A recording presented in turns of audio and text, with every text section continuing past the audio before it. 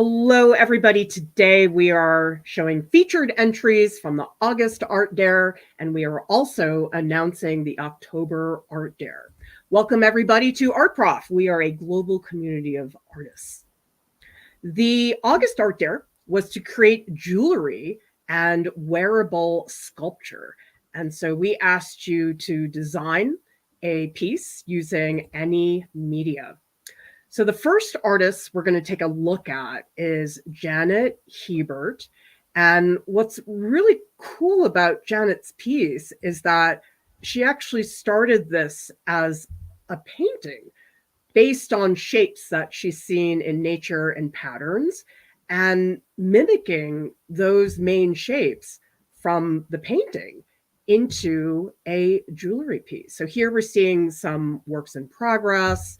What do you think? This is so awesome. I think translating something from 2D to 3D is such a difficult thing to do because you're using like a completely different understanding of space and texture and form. But I think it's such a great exercise because it really encourages you to rethink what your relationship to these forms you've created. And either way, if you're working 3D to 2D or 2D to 3D. So I first just think this is such an awesome project, but I also think just the way you've translated color, highlights, the way light interacts with the different forms, and even the way you've presented the final sculpture is really, really cool. So I think it's an awesome project. We also have Janet here live with us in the chat. Welcome. We love it when you guys show up for these Art Dare videos. And it's really cool to see what changed and what stayed sort of the same. So if we go back and we look at this, the swirl part actually looks pretty similar in the painting as it does in the piece.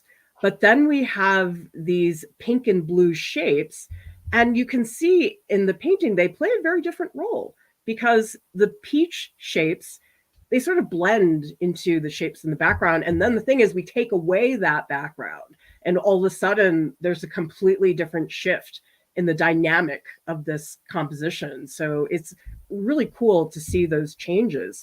And then what's it like to see it on a person? It's so cool to see it. When I looked at it before, I was like, oh, I wonder if these are like earrings or a bracelet or a brooch or something. Like, how would it be worn? So it's really fun as this like statement necklace. And I love the choice of having I think it's a clear string around the neck. So it's almost like hovering, feels almost like a part of the body rather than something attached to the body, which I think is a really fun choice. It's almost like it's floating on top of the figure. And that's such a great choice because typically we associate a necklace with, oh, okay, there's obviously going to be a chain there. But Janet, the way you've removed that entirely from the structure of the piece is great. And Janet's also asking, I thought about making it as a brooch. I'd love to see that because a lot of the art dares really are springboards to trying other things. So go for it. Okay, the next artist we're going to take a look at is Whospreeti, and we've got two pieces here. The first one is a brain necklace pendant, and I don't know how to pronounce this, so apologies. Jumki flower earrings. How about this brain pendant? It's so interesting that it's a brain because when I first looked at it, I thought it was like maybe the wings of a butterfly or like a bug, like a beetle or something. I think the shape of it with the patterns in it felt very like natural to me, kind of like a wing or a leaf. So when I found out that it was a brain, I was like, oh, that's wild. And then it completely transforms it, makes it like almost a little bit more grotesque, not in a bad way, but just really changes your relationship with it.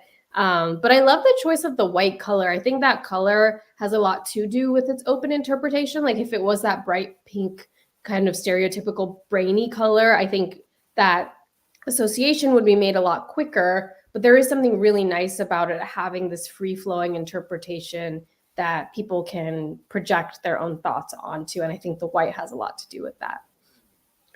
I think it's a very elegant brain, which isn't something I usually associate with brains because you have that, like you said, stereotypical view of it. And I just love how some of the lines are deeper than others. So the one in the middle goes pretty deep. But then as we go out to the sides, they become a little bit more subtle. And I love seeing that range in terms of the relief of the brain.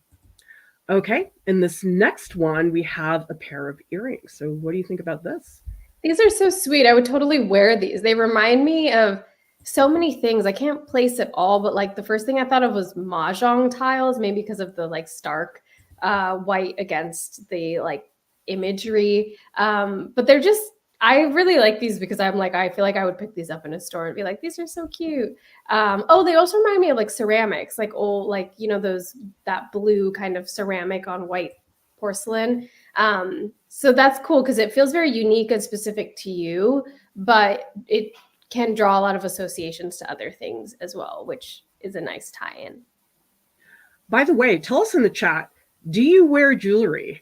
Because I never wear jewelry. I mean, maybe just because I'm such a practical minded person, but the only thing I wear is like my watch. Do you wear jewelry, Deepti?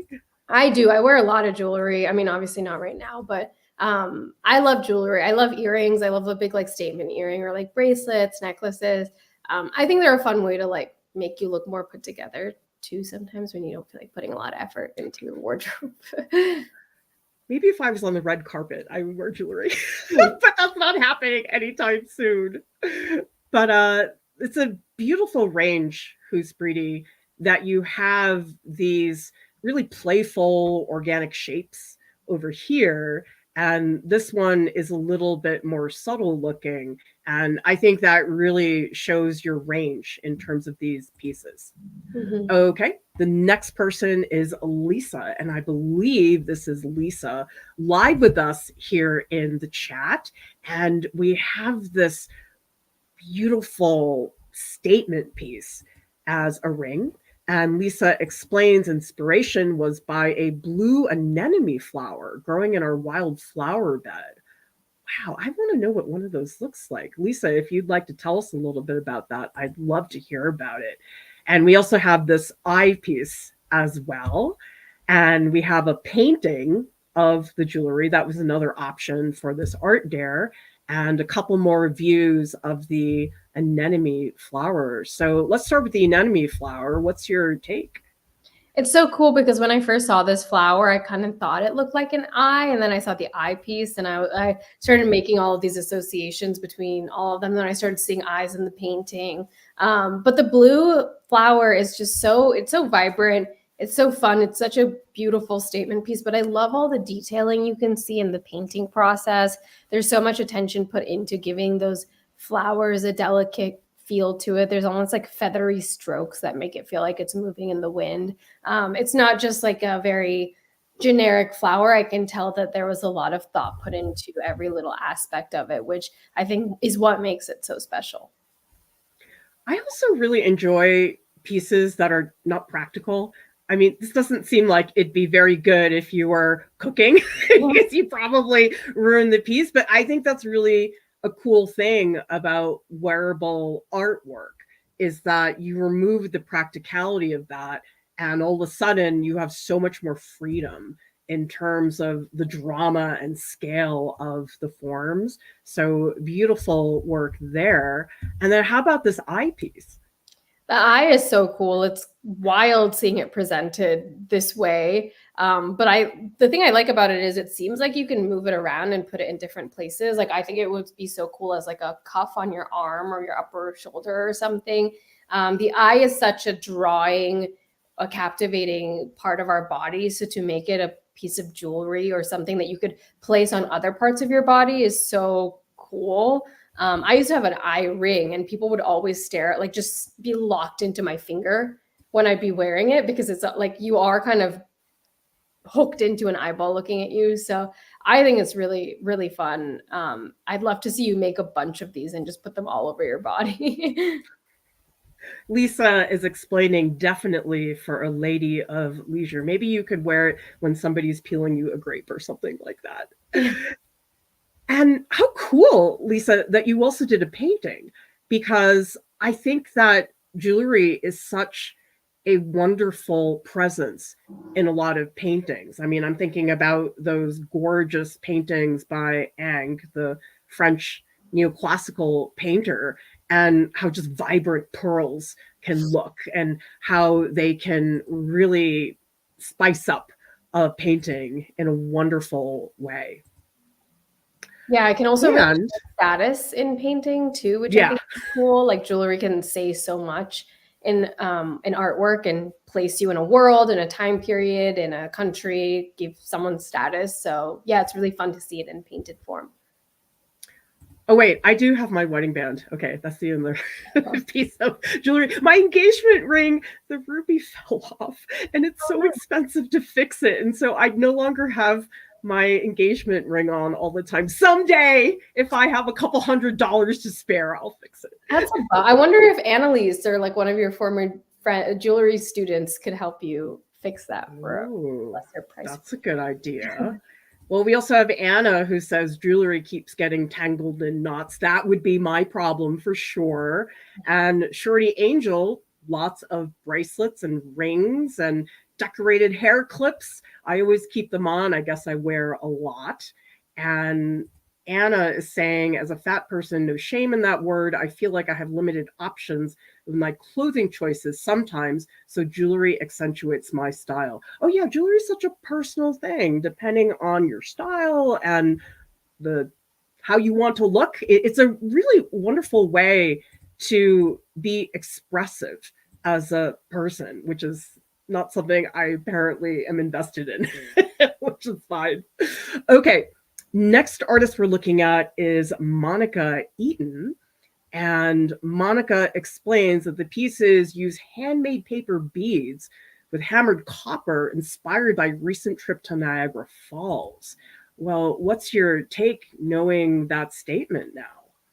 I'm obsessed with this piece. It's so beautiful. It's also wild that the beads are paper because they in the photos look so pearlescent, like little beads that are made of, I don't know, what are beads made of? Like just the beads that you get. I don't know, but they have a kind of hard texture to them and feel like porcelain or something kind of reflective. So that's so cool. I can't believe the effort you put in to make this piece. It's so incredible and such a wonderful showcase of your skills, but also the color choices are gorgeous. It reminds me so much of sea life, like jellyfish, sea creatures, all of that.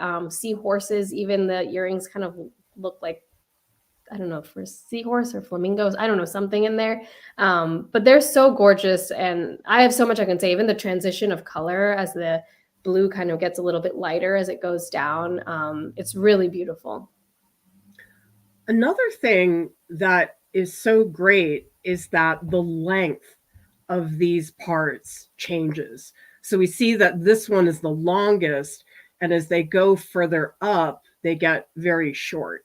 And for me, that is such a great portrayal of the flow of water that you talk about in terms of Niagara Falls, and also scale, because these beads are smaller, these are bigger, and yet the piece does follow a pretty consistent language. So it's a really nice balance because you have a very well established structure to how the design has been made, but then there's also variation within that structure that keeps us excited. What do you think about the hammered copper? I don't even know what hammered copper really is. Like that's I Just read that and hammer. yeah, I mean, I guess that's what it is, but I was just like it looks just like it took so much detail. Like every little squiggle, I assume you have to hammer it or get it in that right shape and every little hinge and everything. It's just there's so much attention to detail in this. It's wild. I mean, and you say that in your statement, you know, you did spend a lot of time making this one piece of jewelry, which is kind of eye-opening because sometimes I go to museums and I see jewelry pieces in their gift shop and I'm like, this is so expensive. But then now that you're giving me an exact time frame of how long it took you to make this, I'm like, oh wow, that feels not even expensive enough. I just love handmade jewelry. Actually, I was at the MFA in Boston and they have a new jewelry gallery, Mm. which is just exquisite. And there's just such refinement in jewelry that's been made by hand. So I absolutely love seeing this. Okay, the next artist is Mandalay, and I believe, yes, Mandalay is here live with us in the chat. Awesome to have you here. And so this is inspired by human hair jewelry, popularized in the Victorian era. And it's inspired by this phrase, memento mori, which is called remember you must die, reminding us about the fragility of life. And isn't this incredible? Mandalay used their own hair collected from fallen hair strands over the course of many weeks. It belongs to a living relative of both British and Burmese people. Made this piece to comment on the cultural genocide following Britain's colonization of Myanmar, which took place during the Victorian era and has deeply impacted my relationship with my Burmese heritage. Wow, that's incredible. Yeah, from a technical standpoint, I can't even figure out how you got this made. Like, it just is so mind-blowing, and visually stunning just as a piece. I thought it was like a 3D printed something at first when I saw it. But it's so cool, the associations you're making, and especially hair, I think, is so special because people say, like, hair holds stories. Hair is, it's such a cultural thing. So to make a piece with hair, a lot of times when you cut your hair or even lose it in the shower, it's gone forever. But there is so much, like, even trauma attached to hair. People get haircuts and feel like a release or traumatic thing has left their life. So there's so much in hair as an object. But yeah, I just want to, like, look at this so close and just hold it and see it, because it looks like snakeskin too, which also is like a shedding thing. It's really wonderful. I'd love to see you create more this way. Mandalay, I wonder if you can tell us a little bit about the technique. I mean, I'm looking up close and I can see the weave, but I'm like, how do you actually hold that in place so it's not going everywhere? I mean, does it start by taking the hair and turning it into like a roper or like a thread or something like that? And where did you even learn how to do this? Because I never seen anything like this before. And wow, the intricacy, the meticulousness of the technique. I mean, I think today we're seeing some really brilliant pieces in terms of just craftsmanship. I mean, doesn't that just blow you away that people are able to do that? It's so cool, and it just makes me think of, like, how jewelry is a part of kind of every culture just in the history of the world. And it can be so specific and so delicate, but it's honestly one of my favorite parts when I go to museums and I see, like, very ancient Egyptian jewelry or something, and it just feels so special and so intricate and so intimate. So the thing I love about all the pieces we've seen today is that level of intimacy and that level of care and delicacy put into every single thing. It feels just so special. Yeah, and thank you everybody for supporting each other. This is from DJR who says, love this piece. That's one of my favorite things about the art dares is just seeing how you guys encourage and hold each other up is so important. Okay, so Mandalay says, yes, it's done on a stool with a hole in the middle, then braided around the circumference of the edge of the stool, and mostly learned from trial and error, but also from a book called The Art of Hairwork, written during the Victorian era. Wow. I mean, that's just extraordinary to me. This really specific technique and the way it's been preserved by people like you who are making it happen in a contemporary setting. All right, everybody, we have some prizes to give out. The honorable mention goes to Mandalay. Congratulations. And the prize winner is Monica Eaton. Thank you all for doing such an amazing job during this month. Okay, let's talk about the October Art Dare. And we're going to ask you guys to work with texture and impasto. So we're going to make 2D artworks that focus on experimenting with impasto, which is basically building up really thick paint on the surface, and or adding other materials to your paint to create texture. And of course, you can use whatever type of paint media that you would like. So let's take a look at some artists who probably spent a lot of money at the art store. So this is Frank Auerbach. He's a contemporary British painter. He was a contemporary of Lucian Freud. I think he's in his 90s now. I read something about him in the New York Times. But what do you think it is, Deepti, about thick paint that gets me excited? I personally really like how it basically makes a painting sculptural all of a sudden. It really does start sucking it into the world of 3D. And it allows you to use all these processes, like it's almost like reductive scraping. It gives you additional textures. It almost feels like it takes painting, which is already such a dense, vast world in and of itself, and then explodes it a little bit and forces you to think of it in multiple different ways, which I think is so fascinating and fun. This is Mark Bradford. He's a contemporary artist. And I wish I could just teleport you all to the Broad Museum in Los Angeles to see this incredible piece. I did get to see this, and we do have a reel. Just look up Art Prof Mark Bradford. But the just richness and density and the low sculptural relief of this, I was just floored by how much is layered on top, because it really looks seamless. I think that's one of the challenges with mixed media. Sometimes you can have so many different things, it ends up feeling a little bit fragmented.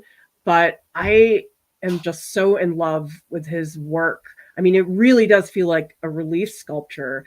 And I think it just makes us perceive painting differently. Like, what do you think about this? It's wild because I'd look at that and be like, is that a painting? Like it starts really questioning what qualifies as a painting, what qualifies as a drawing. And I think that's the beauty of it, is like there is really no answer there.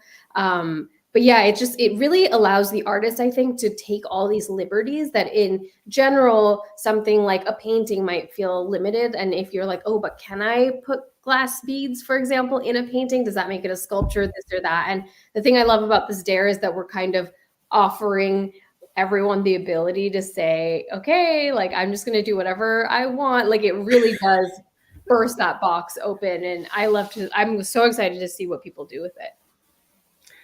We also have Shorty Angel excited about Impasto. Yes, Anna, this is definitely a challenge made for you. And this is cool. Anna says it's interesting that you say that I like Impasto, because I keep hearing you say you like thin glazes. So I like thin glazes for my work, but I'm just always fascinated by artists who do things that are so different from me. And I can't wrap my head around why people would want to work that way. What about you, Deepti? Do you find you like artists who are very different from you, or? Yeah, I think I just like artists, but I think as a creative person, I have a really hard time staying in one lane. So I'll see something like this and be like, I gotta try it. I remember we have a tutorial on our website that Lauren talks about putting coffee grounds in acrylic paint to create texture and all of that. And I've like for so long wanted to just try that, but I just don't have the space or the cleanliness habits yet to be like, I can do that. But it feels so exciting and fun. It feels almost play-like too, like really childlike to be putting silly things in your paint and see what happens. Shorty Angel's asking, can we use a piece we've already started but haven't finished yet if we finish it for this challenge?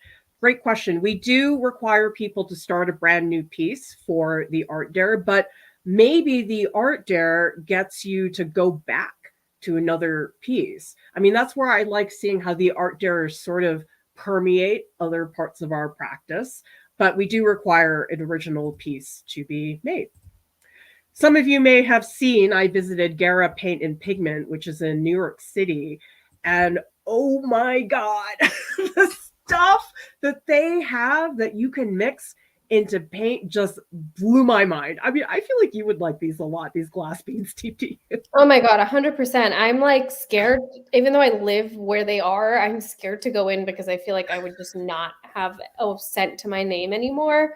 But if you are in New York and can go there, they are like the best people and would probably have so many fun ideas for you for this art dare. So definitely check them out. But I would love it. I also just want to eat everything that I know. see. Like eat it, put my hands in it. Like, ugh, it's like so tactile and fun.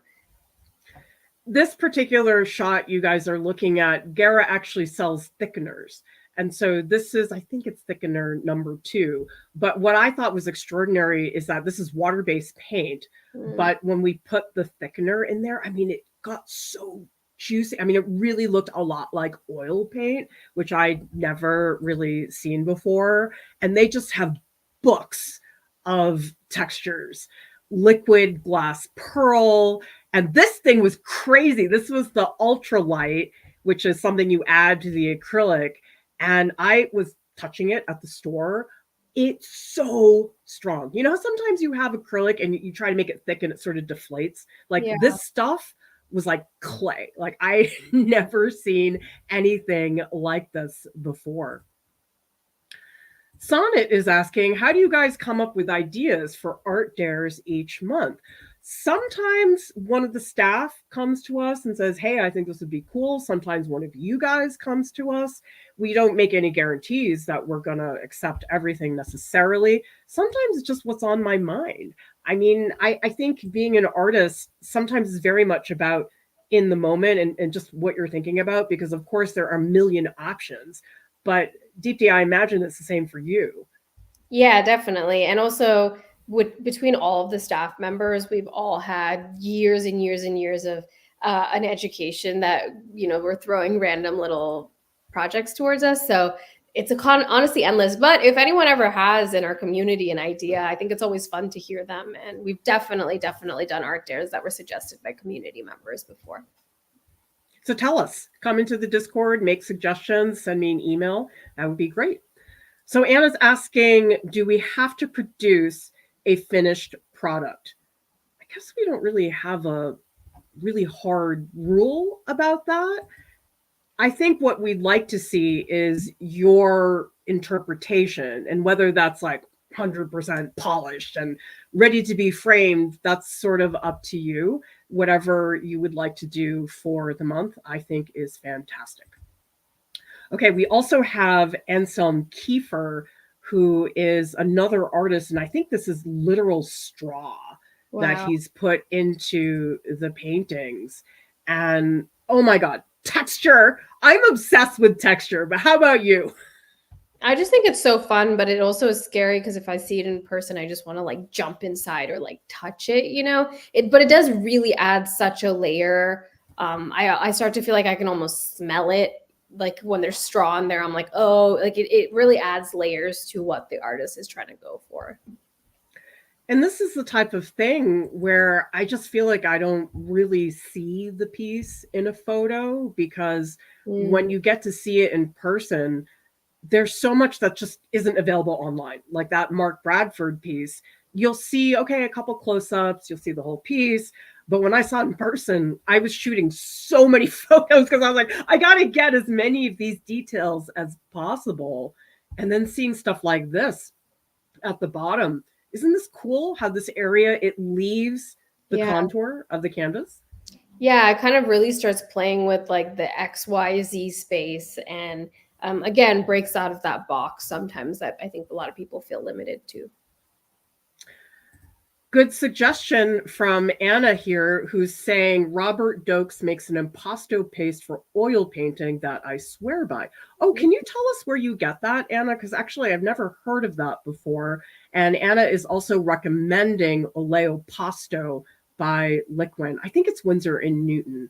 So that's another good thing, because you can break the bank. I mean, especially if you're doing oil painting. And so that's another good thing, is to look at different fillers. Like I've seen people use cold wax medium and mix that into the oil paint. And of course, if you mix coffee grounds into it, that's going to make it bigger and more substantial. And Deepti, I really think this is very much about experimentation this month. Yeah, for sure. I think that's why I'm so excited about it, is because hopefully it gives people the permission to just go nuts and try things and experiment, because a lot of times you won't really know how your paint will react to what you're adding to it. You might if it's something like you're going to Gara and they show you, but a lot of it is experimentation to see what things do and how they react and how that will change or transform your piece. Get creative with your supplies, because Lauren actually did this on a live stream where we had these acrylic paints, but they were like puffy paint. And so you guys can see just, oh my gosh, the beautiful texture that's created from these puffy paints. I feel like, especially the cheese grater, you can really get a sense for that. And this one, the brown parts are very sculptural. And this is actually one of my favorite paintings by Lauren. Can you believe this? It looks so real. The yolk, especially that left one, it looks so real. We'll have to ask Lauren how she did that. I have no idea. This is another artist who actually is from Boston. I met her once. She's teaching at Wellesley College, and I was teaching at Wellesley College for a couple of years. I missed her, like she was leaving the year that I started at Wellesley College. But I'm so into these pieces. They're very sculptural. And what I love about them is they're abstract, but to me, they're very emotional. Oh, for sure. It's riddled with emotion. There's so much in just the color palettes, the cracks, the deconstruction of it all. It's also really interesting because I have no clue how this was made. If someone was like, go make a master copy of this, I wouldn't know where to begin because there's just so much. And I think that's awesome. It really feels just like a alien, unique piece that forces you to spend a lot of time with it so that you start to understand it. Well, I like the subtractive areas. Like you can see here that underneath there's a different type of layer. So I think what you said earlier about it being a potentially reductive process as well. I mean, certainly you can do that with paint anyway, but I think when it's something you can actually like put your brush physically into, that's when it gets really exciting. Oh, and good suggestion from Anna, who says, sometimes I'll add soil or sand to my paint. See, this is the type of thing I don't have an impulse to make work like this, but I love living vicariously through everybody else. So I'm excited to see what you guys do. The Art Dare Leap is to create an artwork with 4 different textures. So we're going to really push you guys on that mixed media. And hang out in the Art Dares channel in the Discord. This is so fun because for the entire month, we get to see what everybody's working on. And Deepti, to me, that's one of the best things about the Art Dare. Yeah, it's really fun too because we can kind of like cheer you on throughout the process. Other people in the community on our Discord page can give suggestions, or it's a great way to also just feel connected to the community because you're all working towards the same end goal of creating something for the month. So it builds a lot of camaraderie and community just within the Art Dare. Also, we recently had a change in submissions. So you can submit in the Discord. All you need to do is go to the pinned messages in the Art Dares channel. There's instructions there. And of course, if you have any questions, you can always ask there. Because we are no longer accepting submissions via Instagram. They changed something about the hashtags that made it impossible for us, but we do really love sharing your work. So make sure you tag us or do an Instagram story and tag us, and we'd be happy to share what you are making. Now, if you don't have Discord, and yes, we are going to peer pressure you to join, you can also go to artprof.org. And in the menu bar, you will find Art Dares. And then you want to find the page of the Art Dare that we are doing. Scroll down, and we do have a link to a Google form for people who do not have Discord. I just announced the November and December workshops. So take a look at those listings. The link is in the YouTube video description below. These workshops are 2 weeks. You get written feedback in the Discord for 2 weeks, and you also get a 3-hour live session. So take a look at that. The registration is due Friday, October 18th. Join our Discord. We will be in there. after this live stream in the post live streams channel. So if you'd like to carry over some of those conversations, share some ideas for the art dare, that would be fantastic. Art Prof has services. We have artist calls, portfolio critique, statement editing. Thank you so much to our extraordinary top Patreon supporters for the amazing support you have provided for us over the years. And Buddy would like for you to join our global art community. Thank you, everybody, for watching. We'll see you next time.